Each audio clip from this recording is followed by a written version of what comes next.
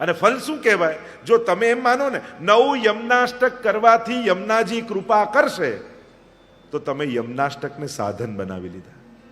યમનાષ્ટકથી યમનાજીની કૃપા થશે, એટલે કે યમનાષ્ટક સાધન અને ફળ યમનાજીની કૃપા. મુખ્ય એક છે, હંમેશા એ સર્વવ્યાપક અનંત ગુણોથી ભૂષિત એવા પ્રભુને ગાવાના ને પામવાના સાધનો આપણને બહુ ટૂંકા મળ્યા છે. એટલે ઘણીવાર મનમાં એમ થાય કે આપણે સાધારણ જીવો, અનેક દોષોથી ભરેલા જીવો, શું પ્રભુ પ્રાપ્તિને આપણે લાયક છીએ? એવી યોગ્યતા ખરી આપણી? એવો અધિકાર ખરો આપણો? શું આ સાધારણ સંસારને જોનારી આ તુચ્છ આંખો ઈશ્વરને જોઈ શકે એવું સામર્થ્ય આંખોમાં ખરું? શું આ જીવવા જે સ્વાદ અને વિવાદમાંથી બહાર નથી આવતી, એ પ્રભુનું નામ લે ને પ્રભુ દોડતા આવે એવું સામર્થ્ય જીવવામાં ખરું? જ્યારે જ્યારે તમે પ્રભુ પ્રાપ્તિના સાધનોને ચકાસવા બેસશો ને, તો ટૂંકા લાગશે કે ના ના, આમાં તો કોઈ સામર્થ્ય નથી. જીવની પાસે જે સાધનો છે બહુ ટૂંકા છે. અરે આ જીવવાથી લોકોને રાજી નથી કરી શકતા, તો ઈશ્વર ક્યાં રાજી કરી શકવાના? જે જોવા જેવું છે એ આંખ જોતી નથી, તો જે કોઈને નથી દેખાતો એને ક્યાં દેખવાની? આ કાન ન સાંભળવાનું બધું જ સાંભળી લે છે, અને સાંભળવાનું કહ્યું એના તરફ એનું ધ્યાન જતું નથી. એક તો અસમર્થતા છે અને બીજી બહિર્મુખતા છે. આ બે તકલીફ છે. એક તો અસમર્થતા, એક તો એની યોગ્યતા છે નહીં આ ઇન્દ્રિયોની, અને પાછું પાપ ગમે છે અને પુણ્યમાં કંટાળો આવે છે, એવી બહિર્મુખતા આને છે. કંઈક સારું કરાવવું હોય તો કેટલી વાર ટોકવો પડે માણસને, અને પાપ કરવું હોય તો તૈયાર જ બેઠો, હું તો રેડી છું, ચલો.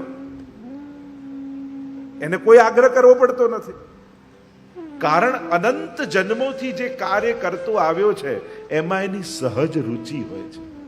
અમુક વસ્તુ ઘણા સમયથી કરી એટલે એને બહુ સહજ આકર્ષણ થઈ ગયું છે, અને એને એમ લાગે કે મારું આના માટે, હું આના માટે જ છું. એની સહજ રુચિ થઈ જાય છે. તો કેમ કરી એને પામી શકું? પ્રભુ કહે, તારી અસમર્થતાને અનુકૂળ હું થઈશ. અને એટલા માટે તમે દરેક ઘટનાઓને, પ્રસંગોને જુઓ. સામર્થ્યવાન કરતા અસમર્થોને ભગવાન વધારે મળ્યા છે.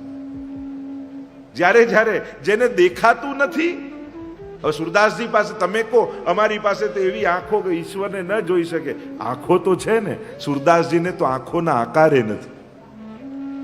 એમને તો આંખોના આકારે નથી, છતાંય ઠાકોરજી જેવા વસ્ત્ર શિંગાર ધરે એવા પદ સુરદાસ ગાય છે. અને ગુસાઈજીના લાલજીને એકવાર એમ થયું બધા બાળકોને કે દેખાતું નથી, આંખના આકારે નથી, છતાં અમે જે વસ્ત્ર શિંગાર પ્રભુને ધરીએ અમને ખબર કેમ પડી જાય? એ દિવસે એ જ રંગના કીર્તન કેમ ગાય શિંગાર અને વસ્ત્રના? લાવ પરીક્ષા કરી. આજે ઠાકોરજીને કંઈ ધરાઈએ જ નહીં, અને એ દિવસે નવનીત પ્રિયાજીને કાંઈ ધરાયું નહીં. અને સુરદાસજી આવ્યા, મનોમન હસવા લાગ્યા, પ્રભુ આ કેવી લીલા! અને સુરદાસજીએ ગાયું, દેખોરી હરી નંગમ નંગા. એમનું પદ છે, દેખોરી હરી નંગમ નંગા. આ પ્રભુએ કંઈ ધર્યું જ નથી, અને હસતા જાણે હાસી કરતા હોય સુરદાસજી એવા પદ ગાયા. તો આંખોના આકારે નથી, પણ પ્રભુની કૃપા હોય ને તો ઈશ્વરના દર્શન સહજ છે. એટલે કે અસમર્થતા કૃપાને આડે નથી આવી શકતી. કે જ્યારે પ્રભુ કૃપા કરે ત્યારે પ્રભુ અલૌકિક સામર્થ્ય, શ્રી યમુનાજી અલૌકિક સામર્થ્ય, જે મેં ચર્ચા કરી હતી, અલૌકિક સામર્થ્યનું દાન કરે છે. આંખનો આકાર ન હોય તો એના દર્શન થઈ શકે છે. જીવવા ઘણા એવા ભક્તો છે કે અરે હું તો કાંઈ જાણતો નથી, ભગવત કીર્તન શું, કેમ ગવાય, પણ કૃપા થઈ તો અષ્ટ સખાઓમાં એમના નામ છે. નંદદાસજી તો લૌકિકમાં એવા આસક્ત થઈ ગયા, કોઈ સ્ત્રીમાં આસક્ત થઈ ગયા, બસ ગુસાઈજીએ કૃપા કરીને આસક્તિ ફેરવી દીધી, અષ્ટ સખામાં એમનું નામ આવી ગયું. હા, એટલે કે એ વસ્તુ સમજવાની, આપણી અસમર્થતા પ્રભુ પ્રાપ્તિમાં રૂકાવટ ન થઈ શકે જો પ્રભુ કૃપા કરે, શ્રી યમુનાજી કૃપા કરે. લૌકિકમાં દેખાતું અસામર્થ્ય અને એક વસ્તુ હંમેશા બધા જ યાદ રાખે, લૌકિકની અસમર્થતાને તમારી અયોગ્યતા ન માની લેતા ભક્તિ માટે.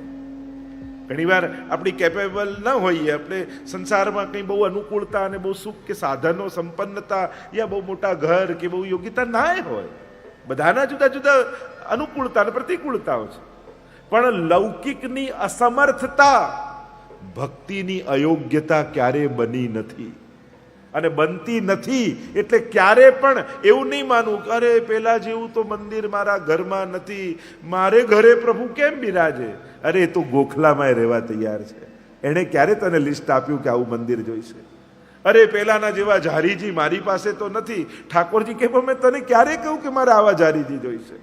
અરે એના જેવો શૃંગાર મારે તો નથી પ્રભુનો, એના જેવો ભોગ, એના જેવો આચાર વિચાર, એના જેવી મેળ, એના જેવી વ્યવસ્થા હું તો નથી કરી શકતો. હું કેમ પ્રભુ પધરાવું? અરે મારા ઘરે તો પ્રભુને શ્રમ પડશે. આ સૌથી મોટી ભૂલ સમજની કે મારા ઘરે અવ્યવસ્થાને કારણે ઠાકોરજીને શ્રમ પડશે. ના, પ્રભુ ક્યારે પણ, અને આ વસ્તુ હંમેશા જીવનમાં યાદ રાખજો, તમારી લૌકિક અસમર્થતા ભક્તિ માટે તમારી અયોગ્યતા ક્યારે નથી બનતી. પ્રત્યેક વ્યક્તિ યોગ્ય જ છે પ્રભુ પ્રાપ્તિ માટે, કારણ કે એને યોગ્યતા ઠાકોરજી આપતા હોય છે. પદ્મનાભ દાસજી જેવી તો સંજોગ નથી ને, એ તો છોલે ધરતા. ઘણા વૈષ્ણવના એવા બાજીનો આવે, બાજરાનો રોટલો ધરતા, બીજું કાંઈ નહીં, પલાળેલી બાજરી ધરતા, અરે દુનામાં જળ ધરતા. એવા એવા સંજોગો છે. 84-252 ની વાર્તા વાંચજો. જો આ ભવ્યતા ને વૈભવ ને વ્યવસ્થા, એ તો ધન આવ્યું તો એને પ્રભુમાં વિનિયોગ કરવા માટે છે, પણ ભવ્યતા એ કોઈ સેવા નથી. એ તો સેવાની વ્યવસ્થા છે. આપણાથી જેટલું થાય એટલું અધિક અને ઉત્તમ કરીએ, પણ સેવા તો જેવા સંજોગો છે એવામાં પ્રભુનો આશ્રય સ્વીકારીને જીવવું, એ જ સેવા માર્ગ છે. તમારો ભાવ તમે જેવા સંજોગોમાં છે એવો પ્રભુ આગળ અભિવ્યક્ત કરો. પ્રભુ તો પોતે કહે છે, પત્રમ પુષ્પમ ફલમ તોયમ યો મે ભક્ત્યા પ્રયચ્છતિ તદહમ ભક્તિ રૂતમ અસ્નામી પ્રયતાત્મન. ગીતાજી પ્રભુ સ્વયં કહે છે ને, પત્ર પુષ્પ ફલ તોયમ. અરે તમારી પાસે કાંઈ નથી, નથી પત્ર, નથી પુષ્પ, નથી ફલ, ન તોયમ, પણ પુષ્ટિ ભક્તિ તમને કેવું શીખવાડે? તમે એક બીડી ધરો છો ને ઠાકોરજીને પાનની, બીજું કાંઈ ન હોય તો એમાં ચારે વસ્તુ આવી જાય. પ્રભુએ જેવું પત્ર પુષ્પમ ફલમ તોયમ. પત્રમ પાન, પુષ્પ લવિંગ આદિ પધરાવો, એ પુષ્પ કહેવાય, લવિંગ ફૂલ છે. લવિંગ ફલમ પુંગી ફળ, સોપારી જેને કહીએ ને એને પુંગી ફલ કહેવાય, એ ફલ. અને તોયમ જે કથ્થો કે ખેરસા તમે લગાવો, જલ થોડું ધોઈને પાનમાં ધોવો એને, તો જલ તોયમ. એક નાનકડી બીડી યારો ગાઓ ને તોય તમારું પત્રમ પુષ્પમ ફલમ તોયમ આ બધાનું સમર્પણ થઈ જાય ઠાકોરજીને. તો પ્રભુની કૃપા, પ્રભુનો અનુગ્રહ, એ તો છોલે ધર્યા તોય 56 ભોગ માનીને આરોગ્યા. એવા અનેક વિધ પ્રકારના પ્રસંગો છે, એક નહીં, ભરેલા છે ગ્રંથો, પુસ્તકોને રોજ આપણે વાંચીએ છીએ, છતાંય ફરિયાદ એ કરીએ અમારે ત્યાં વ્યવસ્થા નથી. પ્રભુ કે મેં તને ક્યારે વ્યવસ્થા માંગી? મને તારું આકર્ષણ છે, તારી વ્યવસ્થાનું નહીં. મને તારાથી સેવા લેવી હતી એટલે તો વૈકુંઠ છોડીને તારા ઘરે આવ્યો. વ્યવસ્થા ભોગવવી હોત તો વૈકુંઠમાં જ રહે, પણ મને તારી સાથે આનંદ કરવો છે. મને તું ગમે છે, તારી વ્યવસ્થા નહીં, તારી અનુકૂળતાઓ નહીં. બસ તું મારી સાથે છે તો મને બધું જ મળી ગયું. જેમ યશોદા પ્રભુની ગોદ યશોદાને છે તો બધું જ છે પ્રભુ પાસે. માં છે તો બધું જ છે. બાળક વ્યવસ્થા માટે નથી રડતો, માં માટે રડતો હોય છે. અને માના ખોળામાં હોય ને તો અવ્યવસ્થામાં પણ ખુશ રહેતો હોય છે. એમ આપણા ઠાકોરજી આપણા માટે આકર્ષણ છે પ્રભુને, આપણી વસ્તુઓ અને સાધન માટે નહીં. તો ગુણ અપાર મુખ એક કહા લો કહીએ. વિચાર તો કરો, પ્રભુ આવો અન્યાય કેમ કર્યો? એટલે આગળ સહસ્ત્ર રસના ક્યો ન દઈ વિધાતા, હજારો જીવવા કેમ ન આપી? પ્રભુ કે એટલા માટે, કારણ કે જો તને પાપમાં આકર્ષણ થઈ ગયું ને તો હજારો જીવવા નિંદા કરવામાં લાગી જશે. તારી સીમિતતા પણ એટલા માટે રાખી છે કે તારા અપરાધો પણ સીમિત રહે. કારણ કે જો વ્યવસ્થા વધી જાય અને સંયમ ન રહે તો પાપની પણ માત્રા વધી જાય. પ્રભુ કહે હું તો અલ્પમાં પણ પ્રસન્ન થઈ જઈશ, પણ સંસાર માટે હજારો જીવવાથી ગુણ ગાઈશ ને તો એ સંસારના લોકો રાજી થવાના નથી. અને એટલા માટે લોકો એમ કે ભગવાનને પામવા અઘરા, ભગવાનને પ્રસન્ન કરવા અઘરા. અરે ના, ભગવાન તો સાવ સહેલો છે, સંસારને રાજી કરવો અઘરો છે. તમે તો કઠિન પરીક્ષા આપી રહ્યા છો, હું તમને સહેલો રસ્તો બતાવી રહ્યો છું. સંસાર માટે ખપી જશો ને, કરી પોતાનું બધું લૂંટાવી દેશો, એમના વખાણ કરીને થાકી જશો, તો ઘરે જઈને એમ કહેશે જો ને કેવા નાટક કરતો હતો. એને તમારો પ્રેમ નહીં દેખાય, નાટક દેખાશે. અને પ્રભુ માટે અભાવથી પણ જો કટોરી ધરી પૂતના વિષ લગાવીને આવી તોય માની ગતિ ભગવાન આપે છે. આ અમારો ઠાકોરજી છે. એટલે અલ્પતાથી પણ જે અલ્પતોષેણ, અલ્પ માત્રથી તોષણ, એમાં હરિરાયજી પણ શિક્ષાપત્રમાં કહે છે કે નાની વસ્તુથી પણ પ્રભુ રાજી થઈ જાય, એવા અમારા ઠાકોરજી છે. એટલા માટે વસ્તુ અને વ્યવસ્થાના સામર્થ્યો બતાવતા નહીં, એને કેવલ સ્નેહનું સમર્પણ કરજો, શ્રીનાથજી પ્રસન્ન થઈ જશે. તો ગુણ અપાર મુખ એક કહા લો બરનીએ, ક્યાં સુધી એનું વર્ણન હું કરું. અને કહું જો તજો સાધન ભજો નામ શ્રી યમુનાજી કો. એટલે જ કહ્યું ને, સાધનોનો ઉપયોગ કરાય, સાધનોનો આશ્રય ન કરાય.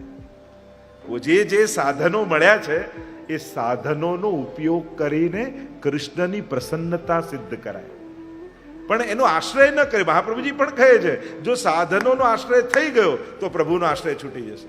આ ચાંદીની જારી વગર તો સેવા થાય જ નહીં, કુવાના જળ વગર તો થાય જ નહીં, સોનાની તિલક વગર, નકવેસર વગર તો સેવા થાય જ નહીં. આ થાય જ નહીં. એટલે સાધનનો આશ્રય કરી લીધો કે સાધન નથી તો કૃષ્ણ પણ નથી. મહાપ્રભુજી કહે ના, સાધનનો આશ્રય ન કર. અત્યાગ્રહ પ્રવેશે પરપીડાદિ સંભવે સેવા તક્તવ્ય. મહાપ્રભુ તો કહે છે કે કોઈ વસ્તુનું અત્યાગ્રહ તમને થઈ જાય કે જેને કારણે એ વસ્તુના અભાવને કારણે તમે ભગવાન છોડવા તૈયાર થઈ જાઓ, તો મહાપ્રભુજી કે એના કરતા ઠાકોરજી છૂટી જાય જ સારું. કારણ કે તને વસ્તુનો આગ્રહ છે, પ્રભુનો નથી. કારણ કે કુવા પાછળ ભગવાન છોડવા તૈયાર થાવ તો પછી કુવાની જ સેવા કરવી જોઈએ.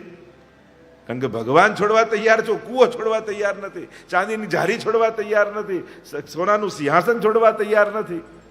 આ બધા જ તો તજો સાધન ભજો નામ શ્રી યમુનાજી કો. આ સાધનો નો ઉપયોગ કરતા સદુપયોગ શીખો. અને જો સાધનોમાં આસક્તિ થઈ ગઈ તો ઠાકોરજી છૂટી જશે. આ બધું છે એ આની પ્રસન્નતા માટે છે, પ્રભુની પ્રસન્નતા માટે છે. અને પ્રભુની પ્રસન્નતા અને પ્રભુ વિસરાઈ જાય સાધન સાચવવામાં તો મને સાધનને પકડ્યું, પ્રભુને ભૂલી ગયા. આપણે વાર્તામાં એક પ્રસંગ આવે છે ને, પેલું વાઘાજી રાજપૂતનો પ્રસંગ આવે છે. યુદ્ધના મેદાનનો એ સિપાહી હતા, રાજાના પ્રધાન હતા, અને યુદ્ધનો સમાચાર આવ્યા. રાજાએ બોલાવે, તત્કાલ આવો. અને સેવા કરતા હતા અને ઉતાવળમાં પ્રભુને રાજભોગ ધર્યો અને પૂરણપુરી બનાવી. પણ ઉતાવળ એટલી હતી યુદ્ધમાં જવાની કે પૂરણપુરી ભોગ તો ધરી પણ ઘી ધરવાનું ભૂલી ગયા. અને પ્રભુએ કોળીઓ મુખમાં મૂક્યો ને એવો અટક્યો, ઘી વગર કોરી પૂરણપુરી ખટકે ને મન. અને પ્રભુ તો કેટલા કોમળ. એટલે યુદ્ધના મેદાનમાં જતા જતા એમને ઠાકોરજીએ જતાવ્યું કે અરે તે પૂરણપુરી ધરી પણ ઘી ધરવાનું તો ભૂલી ગયો હતો. અને એને એવો તાપ થયો, મારા પ્રભુનો રાજભોગ, પ્રભુને શ્રમ પડ્યો. તુરંત ઘોડો પાછા આવ્યો. યુદ્ધના મેદાનમાં તો શીઘ્રતાથી હું પહોંચી જઈશ. પાછા આવ્યા, સ્નાન કર્યા, દોડતા દોડતા ભીતર ગયા, ઘી લયો અને પધરાવી દીધું રાજભોગની કટોરીમાં. ઉતાવળમાં ગયા તો ખરા, પણ ઉતાવળમાં પ્રભુને શ્રમ પડે છે એ વિચારમાં પોતાના પગના જોડા કાઢવાનું ભૂલી ગયા.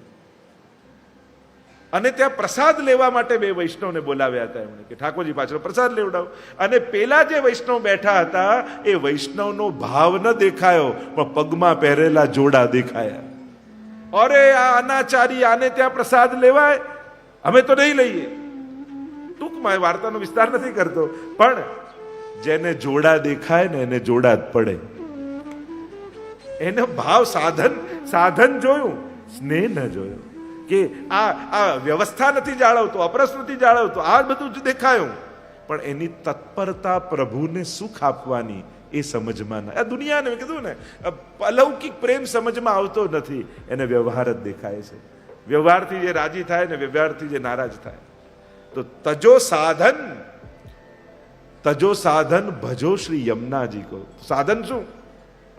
પુષ્ટિ માર્ગમાં મહાપ્રભુજી ક્યારે પણ આપણને સાધન નથી આપતા, ફલ આપે છે. અને ફલ શું કહેવાય? જો તમે એમ માનો ને 9 યમનાષ્ટક કરવાથી યમુનાજી કૃપા કરશે, તો તમે યમનાષ્ટકને સાધન બનાવી લીધા. યમનાષ્ટકથી યમુનાજીની કૃપા થશે, એટલે કે યમનાષ્ટક સાધન અને ફળ યમુનાજીની કૃપા. મહાપ્રભુજી કે ના, ફલ ફલિત હોય ફલરૂપ જાને. આગળ આવશે. ફલ ફલિત ક્યારે થાય? જ્યારે એને ફલરૂપ માનો. પુષ્ટિ માર્ગમાં દરેક ક્રિયાને ફલ માનીને કરવી. એવું નહીં માનવું કે યમુનાષ્ટક કરવાથી યમુનાજી કૃપા કરશે. માનવું એમ કે મારા પર કેવી યમુનાજીની કૃપા થઈ, આજે 9 યમુનાષ્ટક કરી શકે. તો યમુનાજીની કૃપાનું ફલ માનો.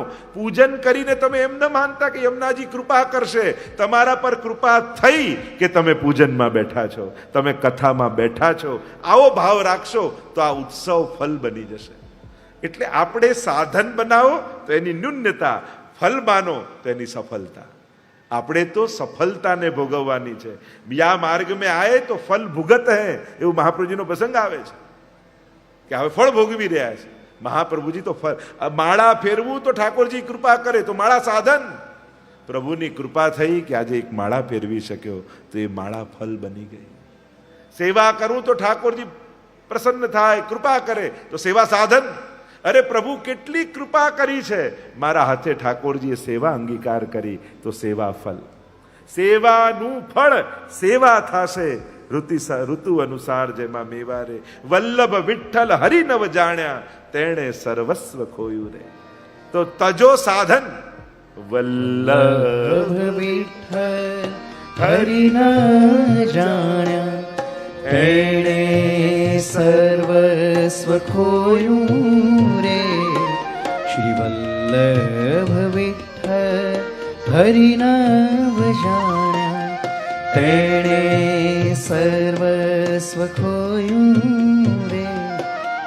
શું લાવ્યા શું લઈને જાશો, શું લાવ્યા શું લઈને જાશો, વારંવાર વહેવાયા રે. પુષ્ટિ માર્ગમાં જે જન આવ્યા, વિશ્વાસે નવળ ગયા રે. સાધન સર્વે છૂટી જશે, સાધન સર્વે છૂટી જશે. હરિથી રહેશે અળગા રે. શ્રી વલ્લભ વિઠ્ઠલ હરિનવ જાણ્યા, એણે સર્વસ્વ તજો સાધન ભજો શ્રી યમુનાજી.